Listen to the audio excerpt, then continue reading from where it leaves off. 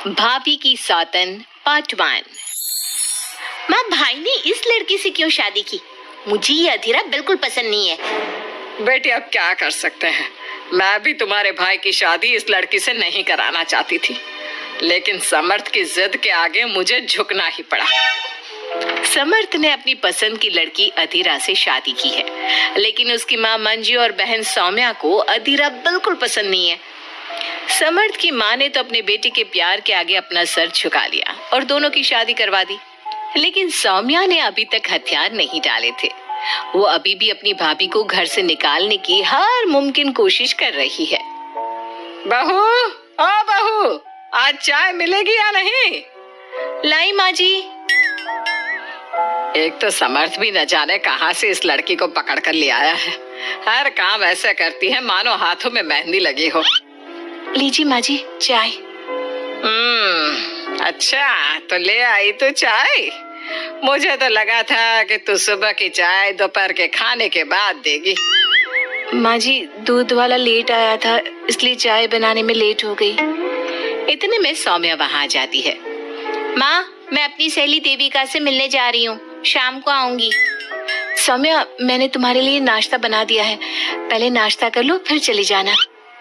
मुझे आपके हाथ का बेस्वाद खाना नहीं खाना। मेरी सहेली देविका बहुत अच्छा खाना बनाती है, मैं उसके यहाँ खा लूंगी। ओके माँ, बाय, मैं चलती हूँ। सौम्या के जाने के बाद मंजू अपनी बहू पर चिल्लाते हुए कहती है, बहू, तूने इतनी बुरी चाय बनाई है, इससे अच्छा तो तू जहर पिला देती, कम से कम वो मीठा तो होता। अगर मेरे बस में होता तो चाय की जगह जहर ही दे देती। कुछ कहा तूने? अब नहीं बाजी, मैं दूसरी चाय बना देती हूँ। रहने दे, मैं जा रही हूँ अपनी बहन के घर। तो घर का सारा काम करके रखना, शाम तक आ जाऊंगी। और हाँ, रात के खाने में कुछ अच्छा बना लेना। मंजू अधीरा पर हुक्म चलाकर चली जाती है। अधीरा बड़बड़ाती हुई किचन में जा रही होती है कि तभी समर्थ वहाँ आ जाता है। अधीरा, नाश्ता लाओ जल्दी से, ऑफिस के लिए देर हो रही है। क्या करोगे नाश्ता करके? किसी को भी मेरे हाथ से बना खाना पसंद नहीं आता। आप भी बाहर ही कर लेना नाश्ता। लगता है माँ और सौम्या ने फिर तुमसे कुछ कहा है, तभी तुम्हारा मूड इतना खराब है। तुम माँ और सौम्या की बातों का बुरा मत माना करो। मैंने माँ के खिलाफ जाकर शादी की है ना, इसलिए वो तुमसे कुछ उखड़ी उखड़ी रहती है। लेकिन मुझे पता है, जिस तरह तुमने मेरा दिल जीत लिया, उसी तरह तुम माँ और सौम्या का दिल भी जीत लोगी। बातें बनाना कोई आपसे सीखे।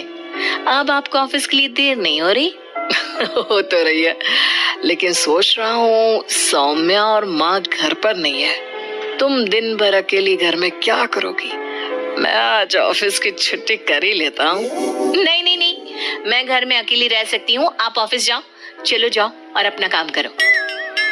समर्थ ऑफिस चला जाता है और शाम को जब सभी घर आते हैं, अधीरा सबके लिए बड़े प्यार से खाना तैयार करके रखती है। सौम्या सबसे पहले किचन में जाती है। अरे वाह, खाने की तो बहुत अच्छी खुशबू आ रही है, लेकिन मुझे इस खाने का मजा किरकिरा करना ही होगा। सौम्या खाने के अंदर बहुत सारी हल्दी डालकर चली जाती है। उसके बाद अधीरा सबके लिए खाना लगाती है, लेकिन किसी को भी खाना अच्छा नहीं लगता। छी भाभी, कितना बुरा खाना बनाया है। इससे अच्छा तो आप हमें मना ही कर देती कि आप खाना बनाएंगी ही नहीं, तो हम बाहर से ही कुछ अच्छा खाकर आ जाते। कम से कम हमारे मुंह का स्वाद तो नहीं बिगड़ता। बहू, तूने हम सबको सुबह बिना खाना खाए निकाल दिया, और अब भी हमें बिना खाना खाए सोना पड़ेगा। क्या करती हो अधीरा? तुम्हें खाना बनाना भी नहीं आता क्या? दिमाग खराब कर दिया। समर्थ गुस्से में वहां से चला जाता है। उसके पीछे पीछे सौम्या भी जाती है। भैया, हमने आपसे कितना मना किया था कि इस लड़के से शादी मत करो मत करो, लेकिन आपने हमारी एक नहीं सुनी। आप मेरी सहेली देविका को तो जानती हो ना, सुंदर होने के साथ साथ हर काम में माहिर है। सौम्या देखो, मैं वैसे ही परेशान हूँ, तुम मुझे और परेशान मत करो, जाओ यहाँ से। सौम्या ने समर्थ के दिल में अधीरा के लिए नफरत डालने की कोशिश की। अगली सुबह अधीरा जल्दी सोकर उठी और सबके लिए नाश्ता बना लिया, लेकिन समर्थ बिना कुछ खाए ही ऑफिस के लिए निकल गया। सौम्या भी ये सब नोटिस कर रही थी। उसने देविका को घर पर बुला लिया। देविका, आज भैया बहुत गुस्से में है। आज तुम ऐसा खाना बनाओ कि भैया उस अधीरा की तारीफ करना भूल जाए। सौम्या, तुम ये सब क्या कर रही हो? तुम्हारा भाई शादीशुदा है, वो कभी मुझसे शादी करने के लिए तैयार नहीं होगा। लेकिन तुम तो भाई से पहले से ही प्यार करती थी ना। हाँ करती थी, लेकिन ये उन दिनों की बात है ना। चुप रहो तुम। अगर तुम्हें भैया को पाना है तो तुम्हें वही करना होगा जो मैं कहूंगी। सौम्या ने जैसा जैसा कहा देविका ने वैसा ही किया। देविका ने बहुत ही स्वादिष्ट खाना बनाया। शाम को सभी लोग इकट्ठा हुए और सबने एक साथ मिलकर खाना खाया। इतना मजेदार खाना खाकर सबने देविका की खूब तारीफ की। समर्थ ने अपनी पत्नी को ताना देते हुए कहा, अधीरा, देविका ने कितना अच्छा खाना बनाया है। तुम्हें देविका से खाना बनाना सीखना चाहिए। अब तो ये रोज की बात हो गई। सौम्या हर बार देविका को अपने घर बुलाती और किसी न किसी बात पर अधीरा को शर्मिंदा करती। सौम्या अपने भाई की बात देविका से कराने लगी। अब समर्थ भी देविका से प्यार करने लगा। सौम्या ने अपने भाई से कहा, भैया आपको देविका पसंद है ना? अरे तुम ये क्यों पूछ रही हो? क्योंकि मैं चाहती हूँ कि आप देविका से शादी कर लो। अरे सौम्या, ये मुमकिन नहीं है, क्योंकि देविका मुझसे शादी करने के लिए कभी तैयार नहीं होगी और अधीरा भी इस रिश्ते से खुश नहीं होगी। आप देविका की चिंता मत करो, उससे मैं बात कर लूंगी। आप बस अधीरा भाभी को समझा दो। सौम्या की बात सुनकर समर्थ अधीरा के पास जाता है। वो उससे अपनी और देविका की शादी की बात करता है। अधीरा, मैं देविका से शादी करना चाहता हूँ। क्या? आप शादी करोगे? लेकिन क्यों? क्योंकि मैं उससे प्यार करता हूँ। प्यार तो आप मुझसे भी करते थे। कल कोई और लड़की पसंद आ जाएगी तो तीसरी शादी कर लोगे? देखो अधीरा, तुम्हें घर में कोई पसंद नहीं करता। तुम्हारी शादी मैंने माँ के खिलाफ जाकर की थी। अब तुम मेरे और देविका के बीच में मत आओ, प्लीज। क्यों बीच में ना आओ? मैं ये शादी नहीं होने दूंगी, आप चाहे कुछ भी कहो। अधीरा के लाख विरोध के बावजूद भी सौम्या और मंजू ने समर्थ की शादी देविका से करवा दी। आखिरकार सौम्या अपनी भाभी की सौतन ले ही आई। एक छोटे से गांव में एक गरीब किसान रामू अपने बेटे चंदू के साथ रहता था। रामू बहुत मेहनती था, लेकिन भाग्य ने उसका कभी साथ नहीं दिया। फसल हमेशा खराब हो जाती और गांव के जमींदार का कर्ज बढ़ता ही जा रहा था। हे भगवान, अब तो आप ही कुछ चमत्कार कर सकते हो, वरना इस बार मेरी जमीन छिन जाएगी। चंदू, जो सिर्फ 10 साल का था लेकिन बहुत होशियार था, उसने एक दिन कहा, बाबा, क्यों न इस साल हम कुछ अलग करें। फसल से कुछ नहीं हुआ तो क्या, हम दिमाग लगाकर कुछ ऐसा करेंगे जिससे जमींदार भी हैरान रह जाएगा। चंदू, तेरी बातें तो बड़ी बड़ी हैं, लेकिन हमारा कुछ हो पाएगा क्या?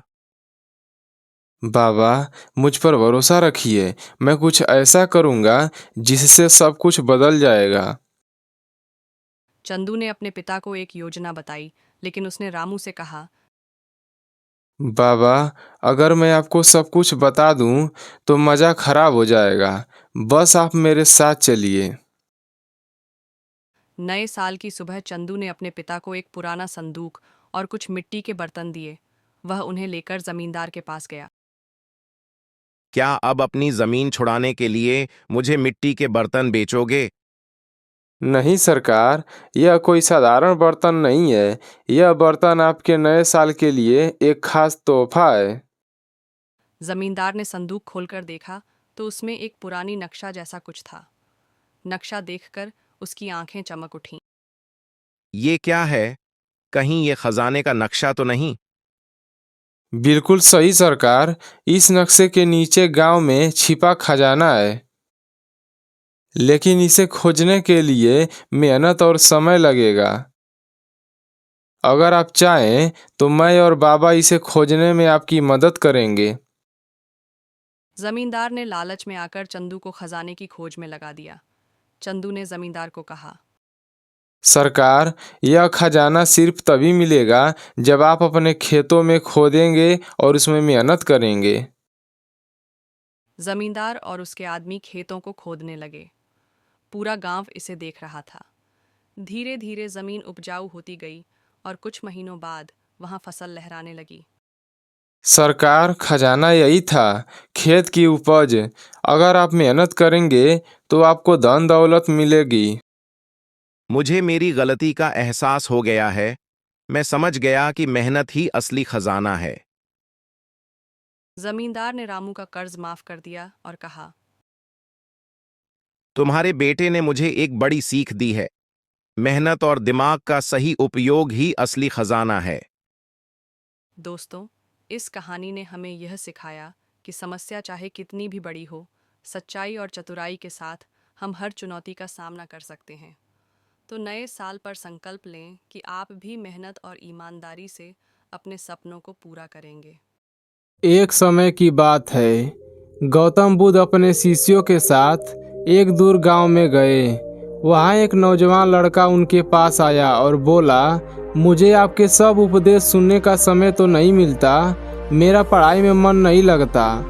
हर बार मैं किताबें खोलता हूँ, मुझे लगता है मैं सब कुछ छोड़कर भाग जाऊँ। ऐसा क्यों होता है? बुद्ध उसके सामने थोड़ा मुस्कुराए और बोले, तुम्हारे मन में एक कहानी है जो अभी अधूरी है। उस लड़के ने हैरानी से पूछा, अधूरी कहानी? कौन सी कहानी? बुद्ध ने अपने आंखों में ज्ञान का एक गहरा समुद्र लेकर कहा, एक बार एक समय था जब एक शिकारी वन में गया। उसने देखा कि एक हिरण उसके आसपास दौड़ रहा है। हिरण को देखते ही शिकारी अपने धनुष से निशाना लगाने लगा, लेकिन जैसे ही उसने अपना तीर छोड़ा, हिरण एक पेड़ से टकरा गया और फिर गिर गया। शिकारी आगे बढ़ा, पर एक अजीब बात हुई। उस हिरण के नष्ट होते ही उसके सामने दो राहें थीं। एक रास्ता जो सीधा और सरल था और दूसरा रास्ता जो कठिन और पथरीला था। हिरण का मन धुंधला गया और उसने कठिन राह को चुन लिया, क्योंकि उसे लगता था यही रास्ता उसे बचने का मौका देगा। बुद्ध थोड़ा रुककर नौजवान लड़के की तरफ घूरते रहे, जो अब जिज्ञासा से उनकी तरफ देख रहा था।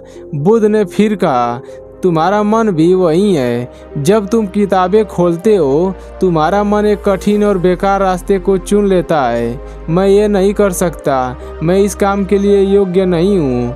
ये वैसे विचार हैं जो तुम्हें अपनी ज्ञान की राह से दूर ले जाते हैं। लड़का बुद्ध के शब्दों में ज्ञान की गहराई महसूस कर रहा था, लेकिन बुद्ध की कहानी अभी अधूरी थी। बुद्ध ने उससे पूछा, अगर उस हिरण ने आसान रास्ता को चुना होता तो क्या होता? लड़का सोचने लगा और बोला, शायद हिरण बच जाता। बुद्ध मुस्कुराए और कहा, बिल्कुल सही। जब तुम अपने मन को कठिन और बेकार विचारों में उलझाकर छोड़ देते हो, तुम भी वही फंसे रहते हो।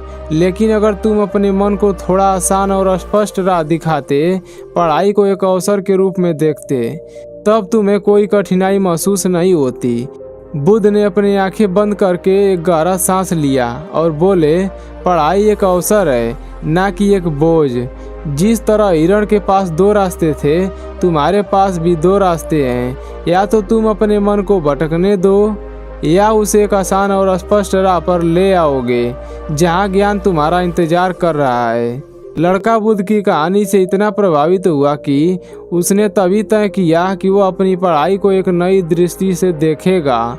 उस दिन के बाद उसका मन कभी भी पढ़ाई से नहीं भटका, क्योंकि उसने समझ लिया था कि कठिन रास्ते को छोड़कर आसान रास्ते को चुनना ही जीवन में आगे बढ़ने का सही तरीका है।